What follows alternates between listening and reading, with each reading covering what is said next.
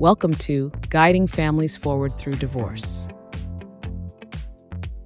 Hello and welcome to Guiding Families Forward Through Divorce with attorney Ann Hamer. Ann is a family law attorney and founding partner of Hamer and Taylor with offices in Memphis and Nashville. She focuses on guiding high net worth clients through divorce with discretion, strategy, and compassion, helping families move forward with clarity and confidence. I'm Kevin Rosenquist, and today we're talking about what clients should expect when working with their divorce attorney. Ann, welcome. Thanks, Kevin. I'm glad to be here. Yeah, absolutely. I'm glad to have you here. And before we dive into today's topic, I'd love listeners to hear a little more about you. What led you to focus your practice on family law and divorce, and sort of how you got here? Thanks, Kevin. That's a good question, and I think it's really helpful for my clients for sure when they finally come in and meet with me and learn about me. I've been divorced myself, and I was a divorce lawyer before I got divorced. I had a background in litigation, pretty high-end corporate litigation. I was trained as a business litigator. I spent some time also doing products liability litigation on the plaintiff side, and I had a law degree from New York University. I really thought I was going to spend my life doing big business litigation. And after I got married, I spent some time as a stay-at-home mom. And when I came back to work, as a divorce attorney. I thought it was something that would be easy to fit into a lifestyle where you still need time with your kids and time to spend time with your family. And it really was a good, it was a good transition. But I just, liked my job. I liked my clients. I didn't really feel a calling to do this until my own divorce happened. And at that point, I just changed the way I thought about my career, and I changed the way I thought about how I was handling clients, how I was helping them. It just changed everything for me. I felt like it was truly my calling to help people out if I could. And then that has made every single day getting up and going to work really, not every day is a joy, I wouldn't say, but every day is very meaningful to me. I don't care what you do. There's no way every day is a joy. That's right.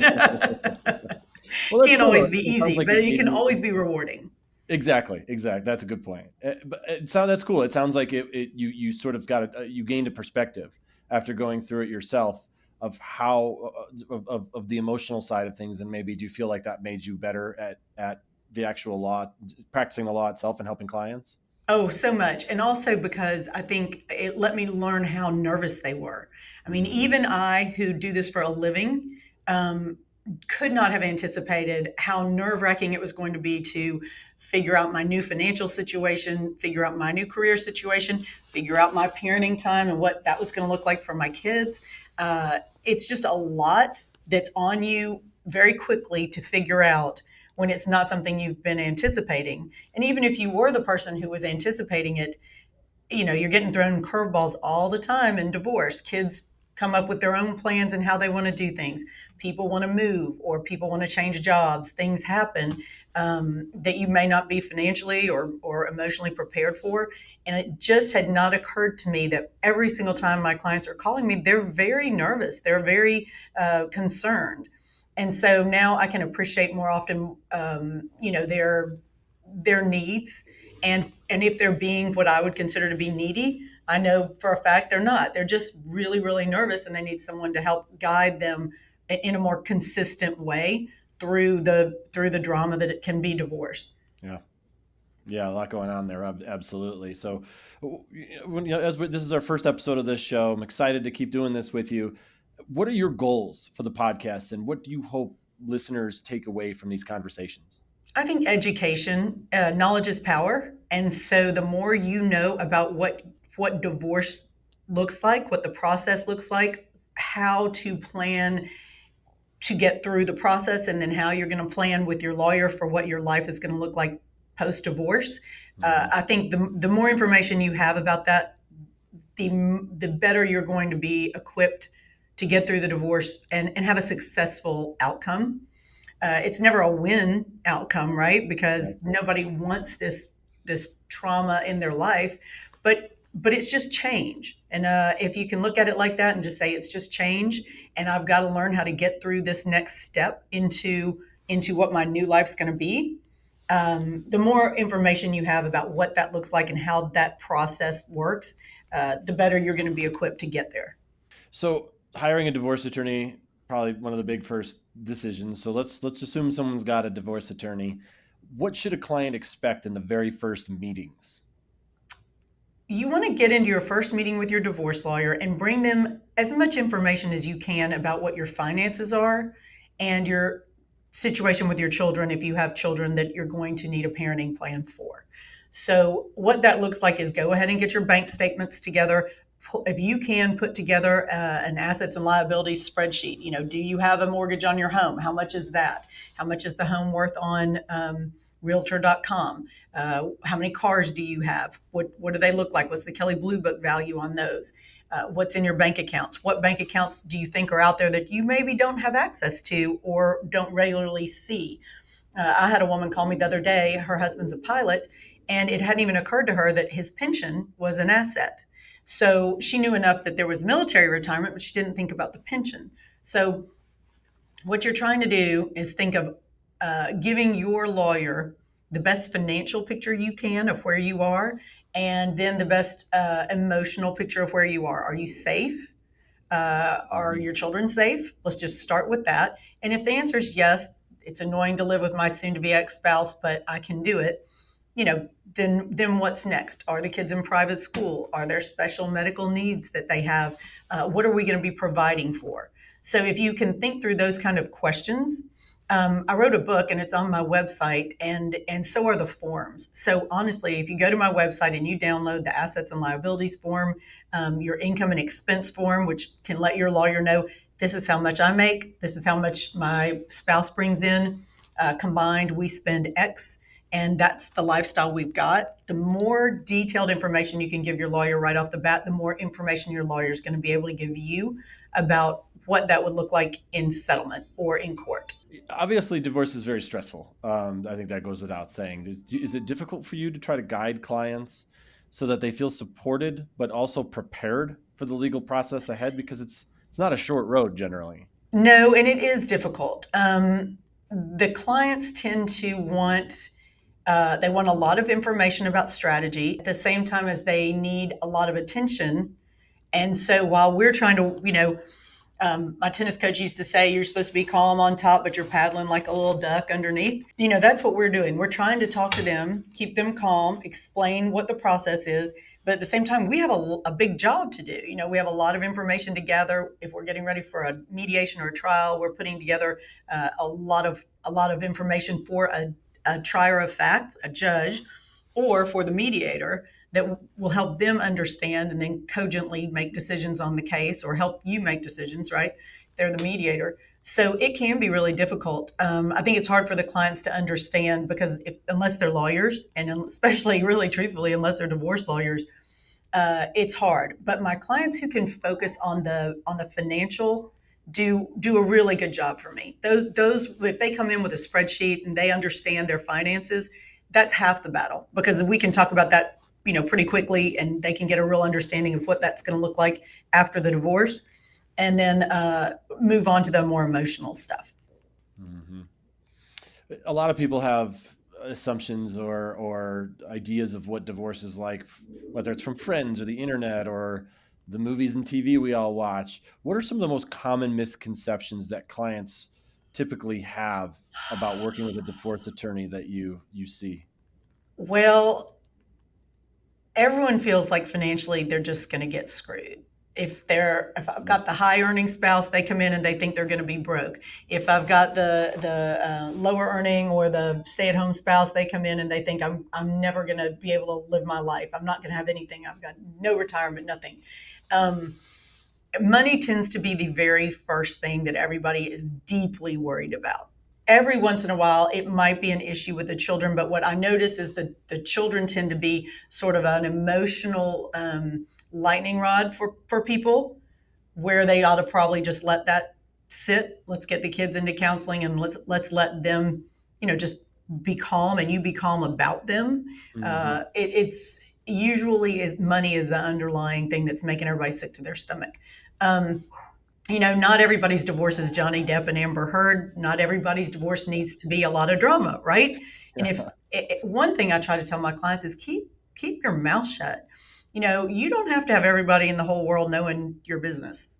And if you will just keep quiet, let it go, work with your lawyer, but you don't have to make a big deal out of everything. You don't have to be running down to court every time somebody doesn't, show up on time with the kids after school, or doesn't give you extra hour on Christmas Day, or whatever it is.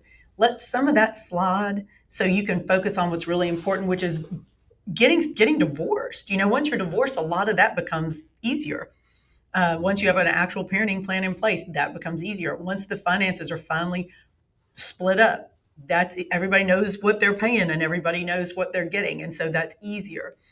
But just trying to keep everybody wagging in the road, keep the wheels out of the ditch is Mhm. the best way to. That's the best analogy. You just got to tell everybody, try to stay calm, and let's just get each piece done as we get it done, and get you more and more comfortable with what that looks like, where that's going, and then worry in order. I heard that from one of my clients. He represented no, he produced a John Mellencamp album.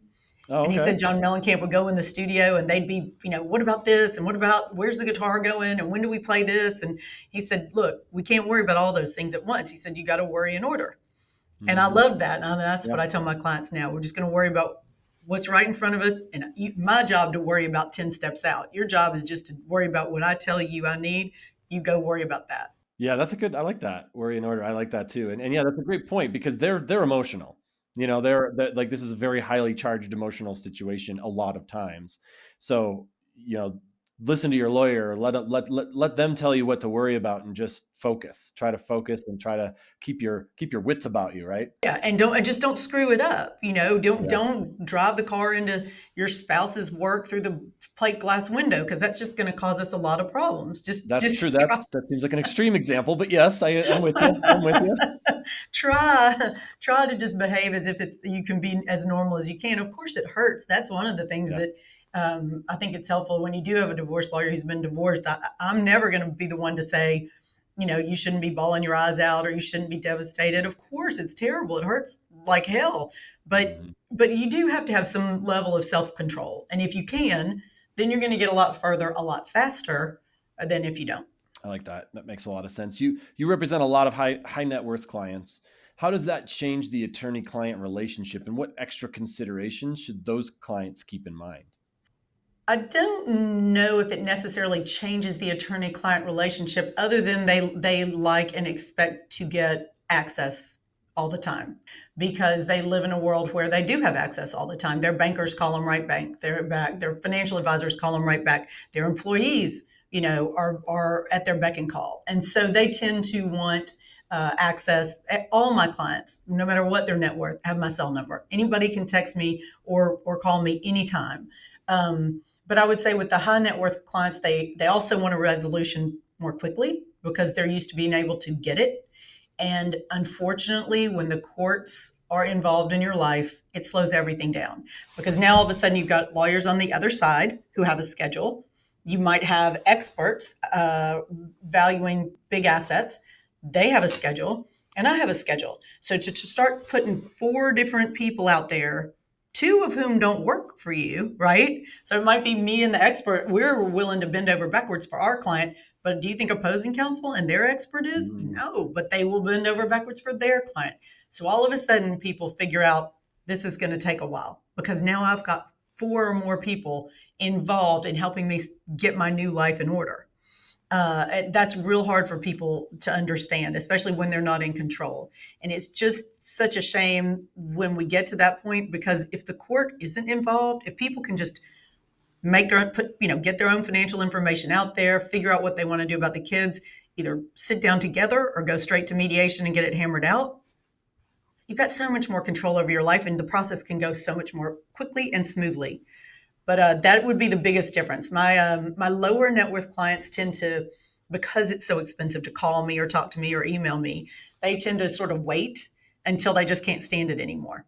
And that's, I try to keep up with them as much as I do with the other ones. It's really squeaky wheel gets the grease, gets gets the attention around here, gets the grease. Sure. Understood. So I would say that my lower net worth clients tend to be a little more reticent about reaching out to the lawyers because they don't want that bill. But they shouldn't think that way. The faster you get it done, the less money you spend. So for everybody, the best thing to do is just be as prepared as you can. And then when you bring all that information to your lawyer, and if the other side has it too, we can get it resolved much more quickly. Obviously, communication is a big deal in these cases. You need communication from your clients. What does effective communication between a client and their attorney look like? I'm sort of testing that out in a couple different ways. All right. The old-fashioned way was letters. A lot of times, the attorney will CYA. If my clients get a letter from me, it's because they're making me do something that I've advised them as not in their best interest. Typically now it's email. My clients can text me, and I don't mind texting them quickly, little things. But if it's a big thing like what's our case strategy, no, I'm going to lay that out in an email that I know is in their record and in mine. And that way I can always look back and say, remember when we talked a week ago about the strategy? This is just the same strategy. Nothing's changing. I like to give them, and I wish they would all keep, a file where they can sit down and go, okay, before I call Ann again, let me look at what she told me last week. What do I have a question about? Has anything changed? And then that's easy. We just go down the list. No, nothing's changed. This is still where we are, because the new thing, whatever that is, depositions or a hearing or, maybe an analysis of a big business expense or item, that has not happened yet, right? We're all still kind of in this holding pattern. And that's one of the things that for lawyers, we know this works, right? We know how first we have to get all the information in. That takes a while. Then they might have lied to us or not provided something, and we have to go dig that out. Do we have to subpoena a bank? Do we have to go get this stuff? And so for the client sitting in their house day after day, not divorced yet, that makes them crazy, and I don't blame them. But once you understand the process, you realize, oh, these things all have to happen before that next thing happens. So for me, communication, email is the best. Texts, I think, are super important, though. And for lawyers who don't have their clients texting them, I think it can really hurt in this day and age. I got to be honest. I mean, it is overwhelming sometimes to be trying to give information out to people all the time. But a lot of times they just want to know, hey, when can we talk? Okay, Wednesday at 9. And then that's fine. All they needed was that quick reassurance. I'm going to get on the phone with my lawyer this week. I'm good. And having to go through a secretary to relay the message, to get the secretary to call back and that kind of thing, it's hard. It's just not the way modern business is done. So I think clients expect, more access than they would have ever had in the past.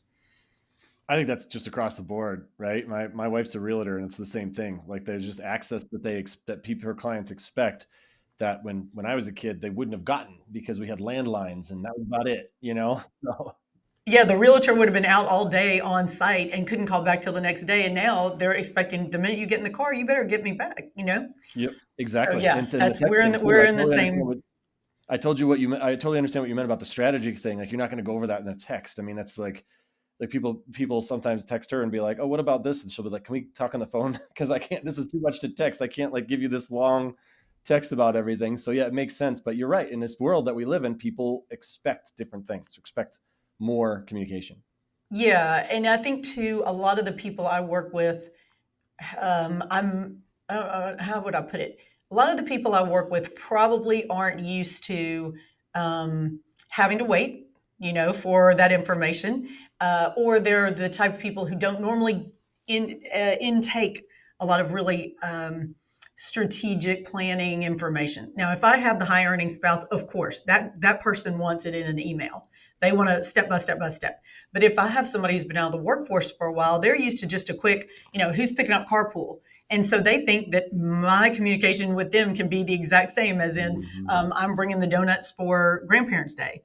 And of course it's not. It's a really important communication that needs to go in something a little more formal than a text. So you're just working with who you're, the person's life experience, and where they are at that stage of their life as to how they expect communication to go.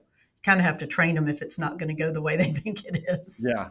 Try to meet them halfway. Try to meet them where they like to communicate, but you also have to make sure that they're realistic. Yeah, because you want them to get the real information, and you want it to be, not when I'm sitting at the vet trying to get my dog picked up, and they ask me, tell me about the next 5 things we're going to be doing in my case. Yeah. Yeah, totally makes sense. Well, thanks so much, Anne. Really appreciate you kind of giving us the rundown of who you are and what you do and why you do what you do. It's really, really great conversation. And thank you for joining us on guiding families forward through divorce. If you're considering divorce in Tennessee and want to work with Anne and her team, visit hamertaylorlaw.com or annehamerlaw.com to learn more. Be sure to subscribe to the podcast. We got a lot more information coming your way. Share our episodes with anyone that you think could find it helpful, because having knowledge is definitely very powerful in these situations. And looking forward to chatting with you again. Thanks so much for your time. Thanks, Kevin.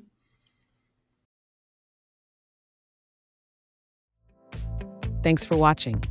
Be sure to hit that like and subscribe button and leave us a review in the comments.